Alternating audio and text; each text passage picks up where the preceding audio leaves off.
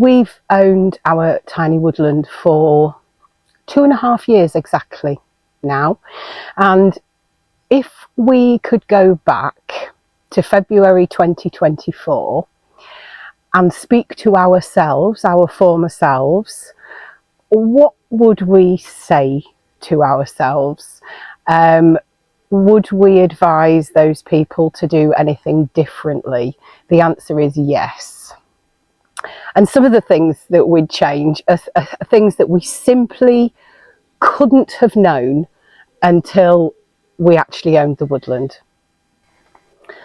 Number one, we would actually spend more time simply getting to know the woodland. We did follow the woodland owner's golden rule. We were advised of that and we decided to follow it. We've done a video on it. I'll link it here for you.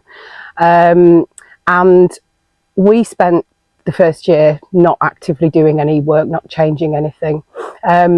When you first buy woodland, you get those itchy fingers. It's tempting to immediately start wanting to change things, wanting to make an impact, wanting to improve things. But we've learned that observation is really valuable. And I think if we bought this woodland again, if we were telling our former selves, we would actually probably wait 2 years before doing anything.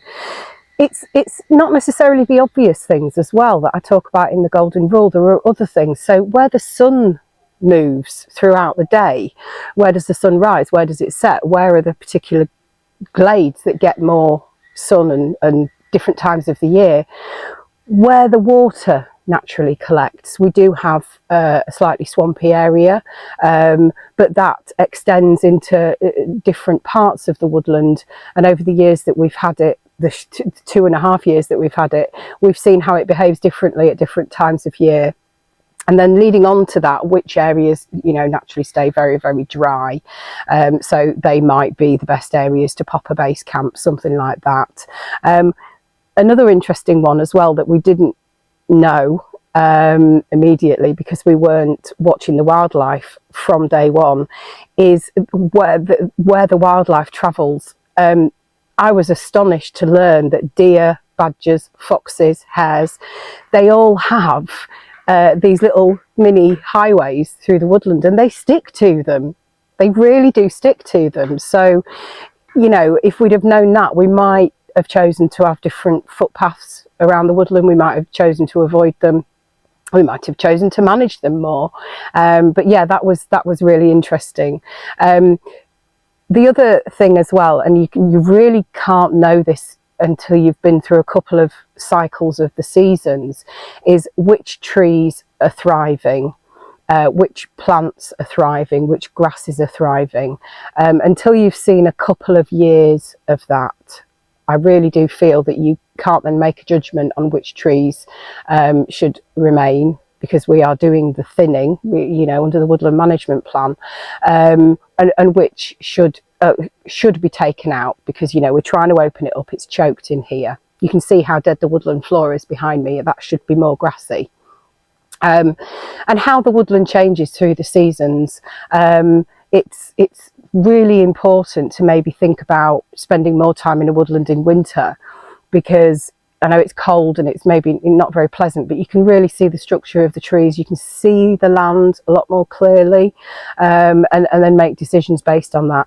So the key message, I think, here is we didn't quite do it, but it's not a good idea to rush to improve something that you don't yet fully understand.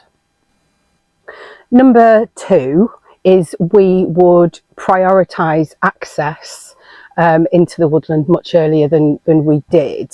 We've got gated access, and now we've got a portion of the ride that leads directly into the centre of the woodland that we do bring the car in. But we really, over that 2.5 years, have discovered just how important practical access is. When we first started coming, we could only park the other side of the actual gates on the lay-by, on the lane, and what that meant was we had to physically carry everything in that we needed. We did invest in the festival trolley, but it was still hard work. I mean, you know, we have to bring water. That's probably probably the biggest thing. When we're here for a full day and we're working, we do drink a lot of water, and water is very heavy. Moving material, so things like the pond, you need really good access for that. And obviously we brought the camper in to use as shelter, and we weren't able to do that until we'd actually, you know, sorted the ride out and made a pathway through it, which naturally occurred because we were scything and we were doing the thinning of the trees, and access during wet weather as well. Something that I wished we'd done a lot sooner, before we even bought the Woodland, was invest in a 4x4. We since have, we've got a hybrid 4x4, so it's got like a 4x4 mode. Don't ask me about cars, I've got no idea about cars. That was Dan's decision and his choice, but I wished we'd had that sooner, because the first winter it would have been great if we could have actually have gotten in with all the tools and things that we needed, because after that first year, the first winter, we started coppicing. So yeah, with that, I think obviously look at access when you purchase the Woodland, when you buy the Woodland, but also maybe think about prioritising making that access work for you as soon as possible. Number 3, we would get a proper shelter much sooner. If you've watched our other videos, you might be aware that we chose a base camp to just put, you know, a table, some camping chairs, a tarp to keep dry under, and it was terribly cold that first winter with the winds coming in. It was too exposed, and so we realised that we needed a proper shelter when we were coming here to work in the winter. And you know, in the summer you can have summer storms and wet weather. I think we discovered that truly being outside in a woodland in winter is a very different experience than visiting on a summer's day such as today. It really is. So you've got the cold, you've got the rain, wind, having nowhere to properly sit and get warm and dry can then have that knock-on effect on your body, and you just get to the point where you can't do any more work because you're shivering so much. It is for me anyway. Trying to have lunch when it's raining and you know it's cold, maybe it's even snowing, can be very difficult. And we also realised and found that as soon as we had that shelter, coming here in the worst periods of the year suddenly became so much more enjoyable. In terms of the forestry shelter, it's somewhere practical to get out of the weather. It's not a residential building. It is a dandy camper. If you've never heard of dandies, they've got a fascinating history. We've become quite passionate about them actually, and ours is a 1979 Dandy 6, if you're interested. And obviously we've also got the video on can you live in your woodland, can you live here? So if you're interested in that aspect of things, and the reasons behind the planning system, and people who have been successful in getting permission to live in woodlands, then check that video out. But I think the key message here is, at the end of the day, we are human. We do need warmth, we do need to be able to get dry, even down to having somewhere to change your wet socks is just so valuable. So yes, we would, if we could go back and tell our former selves, we would get that forest shelter in as soon as possible. Number 4, and this, in you know the world we live in today, when overproductivity is celebrated, busy boasting, I've been guilty of all of that myself. We would probably do less, not more. I think this is possibly one of the strongest points that I wish I could go tell my former self. You know, we suddenly I had this thought of, I've got this woodland. To me it felt massive, even though it's tiny. I've got to make the most of every bit. But we have learned that sometimes it's best to sometimes leave things alone.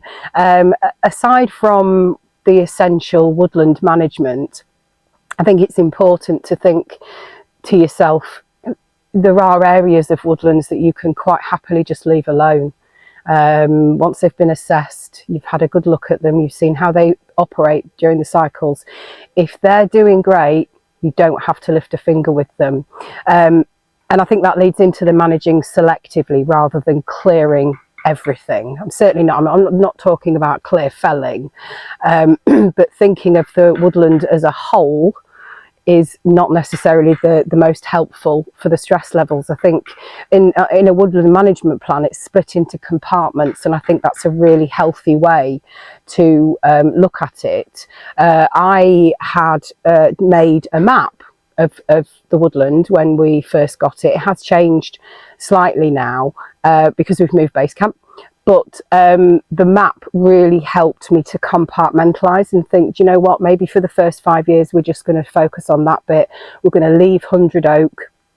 Don't worry about that. Leave it for now. And that really helped take the pressure off. And then that gives you an opportunity as well to let the natural habitats be created by nature herself.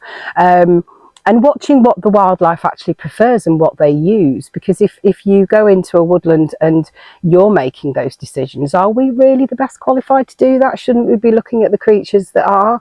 That's certainly something that did occur to me, and I thought I'm going to really try and feed into that, and not then feeling that every part of the woodland needs a purpose. I think with the size of a piece of land like this, naturally in my head, as within my own home and garden, I had to sort of think that every area had to have a purpose. They don't. They really don't. I mean, the only a particular area, well, two areas that have a particular purpose here, maybe three. First of all, base camp, because that's where we keep all our tools, that's where we make a brew. The coppice area, that has a purpose as hazel coppice, and the ride. That needs to be maintained so that we can get the car in and out. The rest of it doesn't need a human purpose. So I think the message I'm trying to get across here to my former self is sometimes the best woodland management, the best management of nature is knowing when to leave things alone. Number 5 is we would start documenting the wildlife from day one. We nearly did this. It was one of the very first things that we actually did. And, you know, now we know who the woodland is being utilised by, which then informs the woodland management plan. It informs the kind of habitat that we're creating. All of that, you know, really does stem from knowing who is coming here. So we've got lots and lots of muntjac, lots and lots of hares, we've got wood mice, we've got birds, we've got buzzards, we've seen red kites, barn owls. I could go on. Badgers, foxes, no hedgehogs, really sadly, but we have read that badgers and hedgehogs don't coexist very well. I won't go into the gory detail. So sadly we haven't got any hedgehogs at all. And I'm sure there are plenty of creatures that use this place that we haven't seen yet.